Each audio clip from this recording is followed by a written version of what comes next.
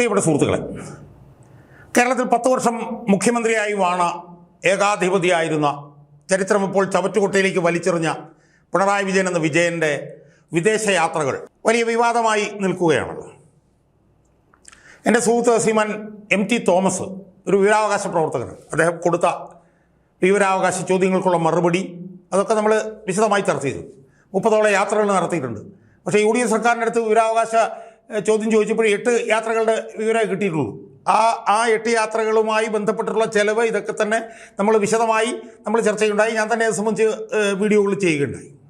സുഹൃത്തുക്കളെ, എനിക്ക് ഇന്ന് ഈ വീഡിയോയിലൂടെ ശ്രീമാൻ MT തോമസിന് ലഭിച്ച വിജയൻ്റെ വിദേശയാത്രകളുമായി ബന്ധപ്പെട്ട് ലഭിച്ച പുതിയ കണക്കുകളിൽ ഒളിഞ്ഞിരിക്കുന്ന ഗുരുതരമായിട്ടുള്ള അതീവ ഗുരുതരമായിട്ടുള്ള ചില സംഭവ വികാസങ്ങളാണ് എനിക്കെൻ്റെ പ്രേക്ഷകരുമായിട്ട് ചർച്ച ചെയ്യാനുള്ളത്. നമുക്കറിയാം, വിജയൻ്റെ ആദ്യത്തെ ഈ വിദേശയാത്ര സംബന്ധിച്ച് ആദ്യം കിട്ടിയ വിവരാവകാശ മറുപടിയിൽ പല രാജ്യങ്ങളിലേക്ക് വിജയൻ പോയതുമായി ബന്ധപ്പെട്ടിട്ടുള്ള കണക്കുകളുണ്ടായിരുന്നു. 8 എണ്ണത്തിൽ തന്നെ അതിൽ തന്നെ 3 വിദേശയാത്രകൾ അമേരിക്കയിലേക്കായിരുന്നു. അതിനകത്ത് അടങ്ങിയിട്ടുള്ള ചില ദുരൂഹതകളും ചില വിമാനയാത്ര ചെലവിലുണ്ടായിട്ടുള്ള ചില വർധനയും കാര്യങ്ങളൊക്കെ ഞാൻ കഴിഞ്ഞ വീഡിയോയിൽ ഞാൻ എൻ്റെ പ്രേക്ഷകരുമായി പങ്കുവച്ചു. എന്നാൽ സുഹൃത്തുക്കളെ, ഇപ്പോൾ ശ്രീമാൻ MT തോമസിന് പിണറായി വിജയൻ എന്ന വിജയൻ്റെ ചികിത്സാ ചെലവുകൾ സംബന്ധിച്ച് അദ്ദേഹത്തിന് ഒരു കൂട്ടം വിവരാവകാശ ചോദ്യങ്ങൾക്കുള്ള മറുപടി ഇപ്പോൾ ലഭിച്ചിരിക്കുന്നു. സുഹൃത്തുക്കളെ, ആ ചികിത്സാ ചെലവുകളുമായി ബന്ധപ്പെട്ടിട്ടുള്ള വിശദാംശങ്ങൾ പരിശോധിച്ച് നോക്കിയപ്പോഴാണ് വളരെ ഞെട്ടലുളവാക്കുന്ന പല സംഭവങ്ങളും ആ കണക്കുകളിൽ ഒളിഞ്ഞിരിപ്പുണ്ട് എന്ന് എനിക്ക് ബോധ്യമായത്. ആ വിഷയങ്ങൾ എൻ്റെ പ്രേക്ഷകരുമായി ചർച്ച ചെയ്യാൻ വേണ്ടിയിട്ടാണ് ഞാനിന്ന് ഈ വീഡിയോയിലൂടെ ശ്രമിക്കാം. സുഹൃത്തുക്കളെ, അതിൽ വിജയൻ ചികിത്സാർത്ഥം, വിജയനും ഭാര്യയും വിജയൻ്റെ പേഴ്സൺസ് ആയിട്ടുള്ള ചിലരുമൊക്കെ ചികിത്സാർത്ഥം 3 തവണ അമേരിക്കയിലേക്ക് പോയി എന്നുള്ള കാര്യം ഞാൻ ഇതിനു മുമ്പ് ചെയ്ത വീഡിയോയിൽ ഞാൻ പറഞ്ഞു. അപ്പോൾ അതിൽ ചികിത്സാർത്ഥം ആണ് അമേരിക്കയിലേക്ക് പോയതെന്നും അത് 3 പ്രാവശ്യമാണ് എന്നുള്ള വിവരമാണ് ലഭിച്ചത്. എന്നാൽ എൻ്റെ സുഹൃത്ത് MT തോമസിന് ഈ വിജയൻ്റെ ചികിത്സാ ചെലവുമായി ബന്ധപ്പെട്ടിട്ടുള്ള കണക്കുകൾ ഈ കഴിഞ്ഞ ദിവസം വിവരാവകാശ പ്രകാരം ലഭിക്കുകയുണ്ടായി. സുഹൃത്തുക്കളെ, ആ ചികിത്സാ ചെലവുമായി ബന്ധപ്പെട്ടിട്ടുള്ള ചെലവുകളും ചികിത്സയുമായി ബന്ധപ്പെട്ടുള്ള ചെലവുകളും ആ ചികിത്സയ്ക്കായി പോയ സമയത്തെ യാത്രാ ചെലവും താമസ ചെലവ് എന്താണെന്ന് നമുക്കറിയില്ല. അതേതോ കോടീശ്വരന്മാരാണ് അവിടെ മുടക്കിയത് എന്നുള്ളതായിരിക്കും. അത് അദ്ദേഹം റീഇംബേഴ്സ് ചെയ്തിട്ടില്ല, അത് തിരിച്ചു വാങ്ങിച്ചിട്ടില്ല. അപ്പം ഞാനിവിടെ എൻ്റെ പ്രേക്ഷകരുടെ മുന്നിൽ വെക്കാൻ പോകുന്നത് ചികിത്സയ്ക്ക് ചിലവായി സർക്കാരിൽ നിന്ന് അദ്ദേഹം വാങ്ങിയ റീഇംബേഴ്സ് ചെയ്ത തുകയും ചികിത്സയ്ക്ക് വേണ്ടി അദ്ദേഹം അമേരിക്കയിൽ പോയ യാത്രാ ചെലവും, ആ യാത്രാ ചെലവിൽ തന്നെ 3 തവണ അമേരിക്കയിൽ പോയെങ്കിലും 2 എണ്ണത്തിൻ്റെ ചിലവ് മാത്രമേ കിട്ടിയിട്ടുള്ളൂ. അതെല്ലാം കൂടി ഒന്ന് ചേർത്ത് വെച്ച് മൊത്തം ചെലവ് കണക്ക് കൂട്ടിയപ്പോൾ സത്യം പറഞ്ഞാൽ കണ്ണ് തള്ളിപ്പോയി എന്ന് പറയാതെ നിവൃത്തിയില്ല. 3 തവണ ചികിത്സയ്ക്കായി അദ്ദേഹം വിദേശത്ത് പോയതുമായി ബന്ധപ്പെട്ടുകൊണ്ടുള്ള ചികിത്സാ ചെലവ് പ്ലസ് യാത്രാ ചെലവ് എന്ന് പറഞ്ഞാൽ 3-ൽ 2 എണ്ണം മാത്രമേ ഉള്ളൂ. രണ്ടും കൂടെ ചേർത്ത് വെച്ച് കഴിഞ്ഞാൽ വിജയന് 3 പ്രാവശ്യം അമേരിക്കയിൽ പോയ ചികിത്സാ ചെലവുമായി ബന്ധപ്പെട്ട് ചിലവായിട്ടുള്ള തുക എൻ്റെ സുഹൃത്തുക്കളൊന്ന് കേട്ടുകൊള്ളണം. 1,91,998. അതായത് ഏതാണ്ട് 1,35,00,000 രൂപയാണ് വിജയൻ്റെ ചികിത്സാ ചെലവും യാത്രാ ചെലവുമായി ബന്ധപ്പെട്ടുകൊണ്ട് ചെലവായത് എന്നാണ് ഈ കണക്കുകളിൽ നിന്ന് നമുക്ക് മനസ്സിലാക്കാൻ കഴിയുന്നത്. ഈ 3 യാത്രകളും 2ാം പിണറായി സർക്കാരിൻ്റെ കാലത്തായിരുന്നു. അതിലൊന്ന് 15/1/2022 22/1/2022 ഇടയ്ക്ക് നടത്തിയ യാത്രയ്ക്ക് ചികിത്സാ ചെലവ് 29,82,039 രൂപയും യാത്രാ ചെലവ് 18,78,462 രൂപ. രണ്ടാമത്തെ യാത്ര എന്ന് പറയുന്നത് 23/4/2022 മുതൽ 15/5/2022 വരെയുള്ള യാത്ര. അതിൻ്റെ ചികിത്സാ ചെലവ് 42,27,443 രൂപയും യാത്രാ ചെലവ് 27,95,326 രൂപയും. എന്നുവെച്ചാൽ യാത്രാ ചെലവിൽ നമ്മൾ മനസ്സിലാക്കേണ്ടത് ഭാര്യയും കൂടി ഉണ്ടാവും എന്ന് നമ്മൾ കണക്ക് കൂട്ടിക്കോണം.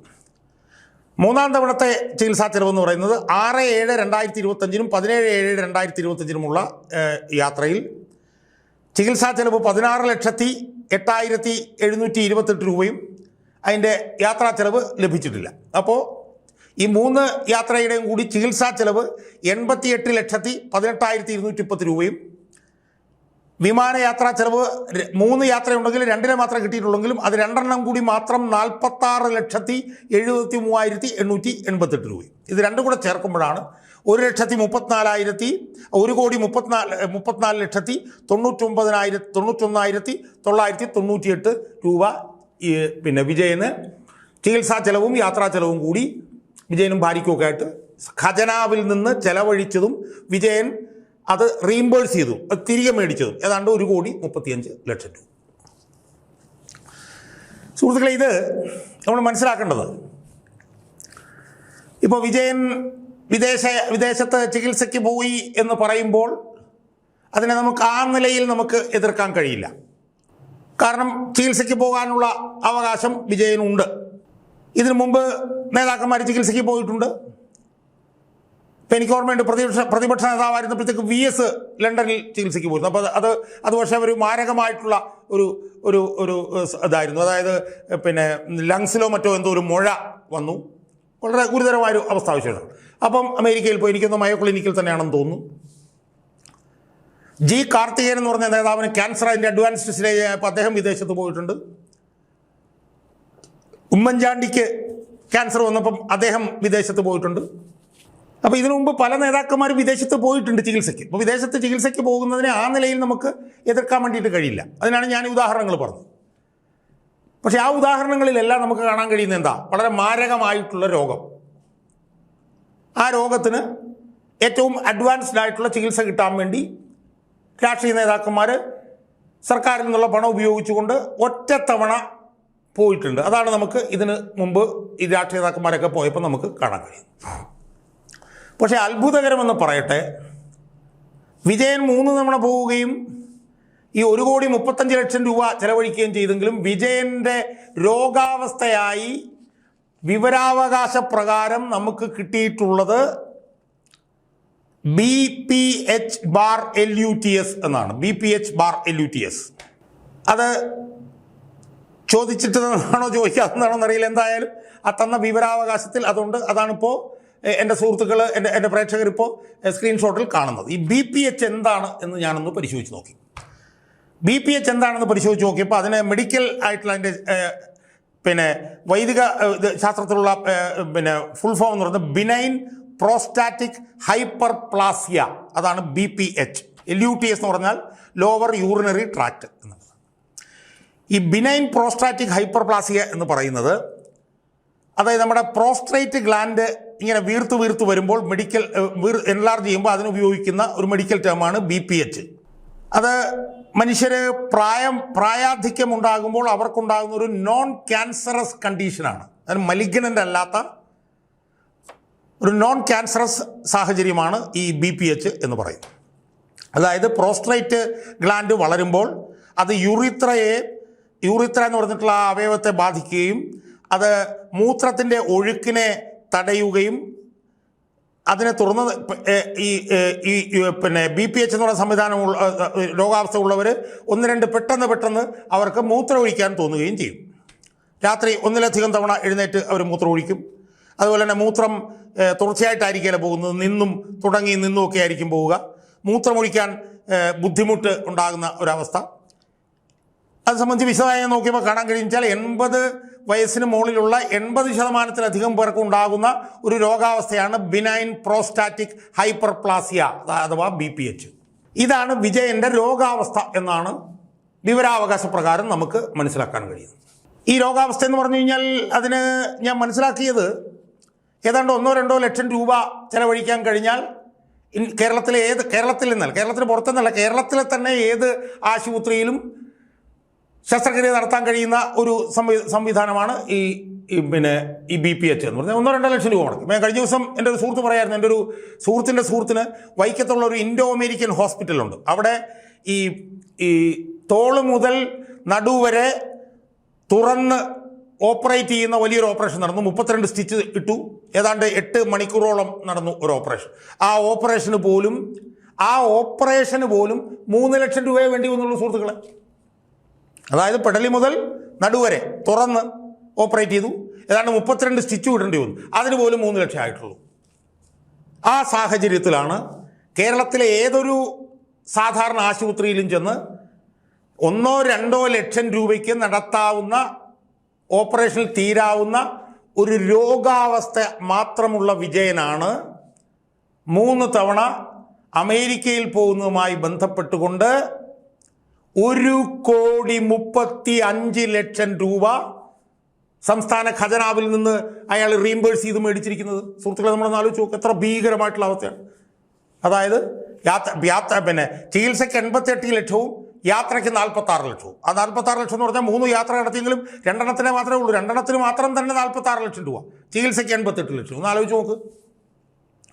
സാധാരണ ഒരു രോഗാവസ്ഥ, 80 വയസ്സിൽ കൂടുതൽ പ്രായമുള്ള 80% ആൾക്ക് വരുന്ന ഈ BPH എന്ന് പറഞ്ഞൊരു സാധാരണ രോഗാവസ്ഥ ഉള്ള വിജയൻ 3 തവണ അമേരിക്കയിൽ പോകുന്നതുമായി ബന്ധപ്പെട്ട് 1,35,00,000 രൂപ ചെലവഴിച്ചിരിക്കുന്നു. സുഹൃത്തുക്കളെ, ഞാൻ പറയുന്നത് there is something which more than meets the eye in this whole episode എന്നാണ്. ഈ സംഭവത്തിൽ നമ്മൾ കാണുന്നതിനപ്പുറത്ത് എന്തൊക്കെയോ ഇതിൽ അന്തർലീനമാണ്, ഇതിൽ ഉള്ളടങ്ങിയിരിക്കുന്നു എന്നാണ് എനിക്ക് എൻ്റെ പ്രേക്ഷകരെടുത്ത് പറയാം. ഈ കേരളത്തിൽ മാത്രം ഓപ്പറേഷൻ നടത്തി പരിഹരിക്കാവുന്ന ഒരു രോഗാവസ്ഥ മാത്രമുള്ളപ്പോൾ വിജയൻ 3 പ്രാവശ്യം അമേരിക്കയിൽ പോയിട്ടുണ്ടെങ്കിൽ അത് ഈ രോഗാവസ്ഥയുടെ മറവിൽ വേറെന്തോ ദുരൂഹമായിട്ടുള്ള അനധികൃതമായിട്ടുള്ള എന്തോ ഇടപാടുകൾ ലക്ഷ്യം വെച്ചുകൊണ്ടാണ് എന്നുള്ള ഗുരുതരമായിട്ടുള്ള ആരോപണമാണ് ഞാൻ എൻ്റെ പ്രേക്ഷകരുടെ മുന്നിൽ ഞാൻ അവതരിപ്പിക്കുന്നു. കാരണം വിജയനുള്ള രോഗാവസ്ഥ കേരളത്തിൽ ചികിത്സിക്കാം, അല്ലെങ്കിൽ വേണ്ട കേരളത്തിന് പുറത്ത് ചികിത്സിക്കാം. അപ്പോളോ ആശുപത്രിയിൽ ഇടയ്ക്ക് പോയിരുന്നല്ലോ. അവിടെ ചികിത്സിച്ച് ഭേദമാക്കാമായിരുന്ന ഒരു സർവ്വസാധാരണമായ 80 വയസ്സിൽ കൂടുതലുള്ള 80%-ലധികം പേർക്കും വരാവുന്ന 1-2 ലക്ഷം രൂപയ്ക്ക് മാത്രം ചികിത്സിച്ച് ഭേദമാക്കാവുന്ന രോഗാവസ്ഥ മാത്രമുണ്ടായിരുന്ന വിജയൻ എന്തിന് 3 പ്രാവശ്യം അമേരിക്കയിലേക്ക് 1,35,00,000 രൂപ ചെലവഴിച്ച് പോയി എന്നുള്ളത് ദുരൂഹമാണ് എന്നാണ് എനിക്ക് സൂചിപ്പിക്കാനുള്ളത്. ഇത് രോഗത്തിൻ്റെ മറവിൽ വേറെന്തോ ഉദ്ദേശ ലക്ഷ്യങ്ങളുമായിട്ടാണ് വിജയൻ്റെ അമേരിക്കൻ യാത്ര എന്നാണ് എനിക്ക് സൂചിപ്പിക്കാനുള്ളത്. അതുകൊണ്ട് ഇതിനെക്കുറിച്ച് UDF സർക്കാരിൻ്റെ ആഭ്യന്തര വകുപ്പ് സമഗ്രമായിട്ടുള്ള ഒരു അന്വേഷണം നടത്തണം എന്നാണ് എനിക്ക് സൂചിപ്പിക്കാനുള്ളത്. അതിന് UDF സർക്കാരിൻ്റെ ആഭ്യന്തര വകുപ്പ് തയ്യാറായില്ലെങ്കിൽ ഈ വിഷയം ഉയർത്തിക്കൊണ്ട് ബഹുമാനപ്പെട്ട കോടതിയെ സമീപിക്കാനും ഞാൻ തയ്യാറാകും എന്നുള്ള വിവരം ആഭ്യന്തര വകുപ്പിനെ ഈ വീഡിയോയിലൂടെ അറിയിക്കാൻ ഞാൻ ആഗ്രഹിക്കുകയാണ്.